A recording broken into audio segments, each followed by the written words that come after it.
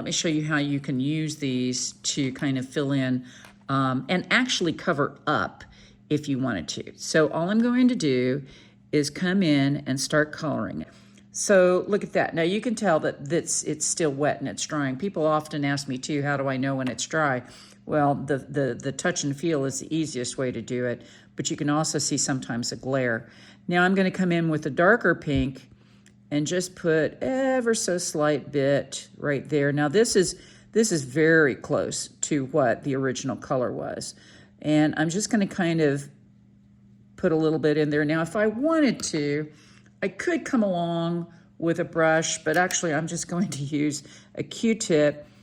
And you can see you can kind of blend the colors together. Now, last but not least, in the areas up here, this is the lightest pink I was able to find. Now, it's not quite as light as what I put down there.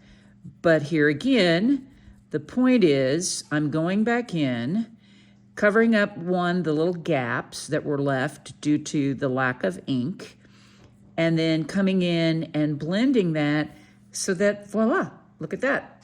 Looks just as good as if it were printed, and no one is really the wiser except for you.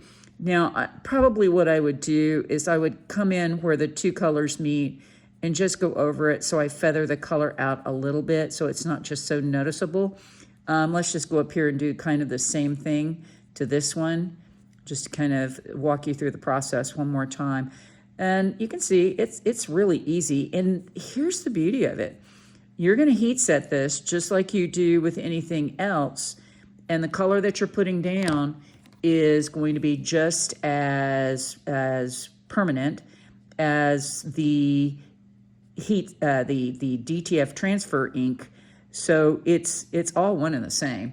I would suggest if you had a large area to cover, I would probably come in and coat the dried areas that you had to repaint with a bit of fabric medium. So yeah, not bad. So that's one way you can, one, cover up some mistakes that may have occurred with your DTF. Two, enhance your DTF color by applying additional color. And three, frankly, changing a color if you did not like the way the DTF actually printed from the printer themselves.